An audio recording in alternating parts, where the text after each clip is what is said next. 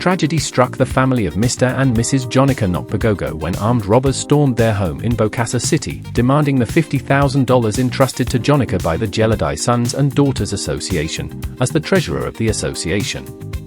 Their 3-year-old daughter, Edekere, was hidden under the bed, clutching her doll tightly.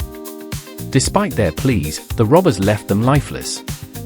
Mr. and Mrs. Nokpagogo jointly owned and run a flourishing pharmaceutical retail shop with 3 branches in Bokassa City. They moved into their new bungalow building with their 3-year-old daughter, Edekere, 6 months prior to the tragedy. Mr. Nokpagogo was the treasurer of the Gabile Sons and Daughters Association in Bokassa City. After her parents' tragic death, Edekere was raised by her grandmother in Tokina village, along with other cousins.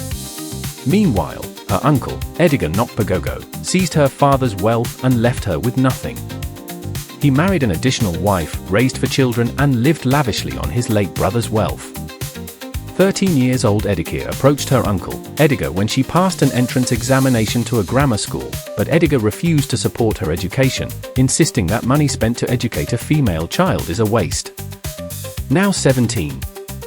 Edekere returned to the city after her grandmother passed, knocked on the gate of her father's house, and heard her uncle yell out, "You? Back here?" Tradition says women have no claim to their father's assets. Go and find a husband. Rejected by her uncle, Edekere turned to the Gabile Sons and Daughters Association. They fought for her right to stay in her father's house, but Edekere refused to provide any financial support. Edekere struggled in her father's house, enduring taunts, and to further frustrate her, Edekere Nokpagogo tried to force her to marry a 60-year-old man with 3 wives and about a dozen children. She had to abscond before the marriage was solemnized. Edekere met Bobby Durango, a charming young man with sugar-coated tongue, and fell for him. Bobby proposed and Edekere took him to meet her uncle, Edekere, and he gladly accepted introductory wine, cash, and other gifts from Bobby, an affirmation of blessing Bobby's proposal. But Bobby wasn't who he seemed. He was arrested for fraud before their wedding and caused a terrible blow to Edekere. She was heartbroken and had to return home to her uncle. And when she narrated the arrest of Bobby to her uncle, he angrily told her, "Serves you right. You always choose the wrong path." Edekere Nokpagogo reluctantly reopened the door of his niece's room for her to live, but denied her care and financial assistance from her late father's business. She was left to live on the financial supports of her childhood friend and some sympathetic members of the Gabile Sons and Daughters Association. Ruta Gobinu, Edekere's childhood friend, contacted her uncle on her friend's behalf for a factory job in Gatola City, 200 kilometers from Bokassa. Edekere, now visibly pregnant, started working at a plastic factory. The job was grueling, but she had to be strong enough to pay rent for a room and put food on her table. But she lost the job after giving birth to her son because she could afford to for a nanny to look after her son while she worked. Left with no job and no home, Edekere moved into an uncompleted building, selling ice water on the streets to survive. Her solace was the Gabile, the old security guard of the uncompleted building. The guard had great sympathy for her and the innocent baby she tied on her back and hawking under a hot temperature. The following dialogue between the homeless mother of a 2-month-old baby and the old security guard seemed to provide a ray of solution. "Oh, my daughter, I think about you and your baby every day." "Papa, thank you, and God bless you." "Maybe the orphanage can help. You can be allowed to visit your baby from time to time. That would allow you to return to your work."